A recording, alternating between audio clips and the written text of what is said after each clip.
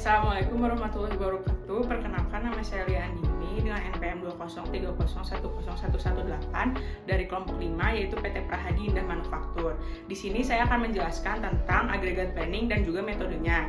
Yang pertama yaitu ada agregat planning atau perencanaan agregat, di mana perencanaan ini untuk menentukan jumlah waktu produksi di masa yang akan datang.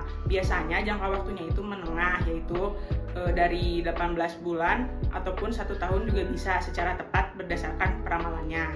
Lanjut, saya akan menjelaskan tentang metode-metodenya. Di sini metode perencanaan agregat itu ada 3, yaitu ada metode tabel dan grafik. Yang kedua itu ada metode heuristik atau yang disebut trial dan error.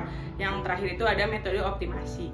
Output dari proses yang telah dilakukan tadi atau output dari metode yang dilakukan tadi yaitu proses perencanaan agregat atau jadwal produksi ini dapat mengelompokkan produk-produk menjadi berbagai famili. Saya Rifki Alfaziri dengan NLP 2030177. Di sini saya akan menjelaskan tentang peramalan atau disebut dengan forecasting.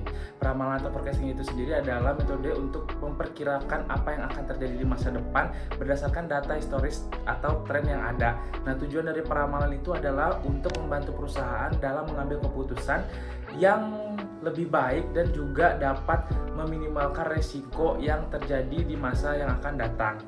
Beberapa fungsi peramalan itu antara lain, yang pertama tentunya dia membantu perusahaan untuk merencanakan produksi dan juga membantu perusahaan dalam persediaan barang di perusahaan tersebut. Nah, yang kedua itu membantu perusahaan dalam mengatur penggunaan sumber daya manusia dan juga mengatur penggunaan peralatan secara efektif dan efisien. Kemudian juga membantu perusahaan dalam mengidentifikasi tren pasar dan juga pola dari permintaan pasar tersebut. Nah, selanjutnya juga membantu perusahaan dalam mengambil keputusan investasi dan pengembangan produk. Dengan perusahaan melakukan peramalan yang akurat, perusahaan dapat mengoptimalkan kinerja mereka dan meningkatkan keuntungan dari perusahaan tersebut di masa yang akan datang. Perkenalkan, nama saya Rizky Pratama Ardiansyah dengan NRP 2030100113 dan akan menjelaskan tentang rencana produksi dan jenis dan metode peramalan yang digunakan.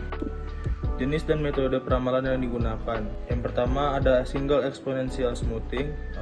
Metode ini digunakan untuk ramalan jangka pendek yang biasanya hanya 1 bulan dan meramalkan konsisten pertumbuhannya. Untuk metode yang kedua ada single moving average. Metode ini perataan nilai dari secara berkelompok dan data tersebut dilakukan rata-rata sebagai forecast. Biasanya metode ini digunakan untuk jangka panjang.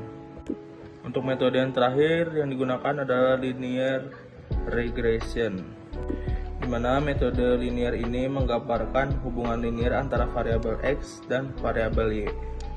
Saya Elvana Bilasna dengan NLP 2030163. Di sini saya akan menjelaskan tentang metode kesalahan dalam pengukuran forecasting, di mana dalam teknik forecasting yang menggunakan data kualitatif sering terdapat data yang berupa runtun waktu tertentu, yang dimana biasanya itu terdapat kesalahan atau error pada teknik pengukuran forecasting tersebut. Oleh sebab itu dibutuhkan metode untuk mengukur seberapa besar error tersebut dalam teknik pengukuran forecasting, dan dalam metode forecasting ini perlu dipertimbangkan kembali dalam membuat keputusan.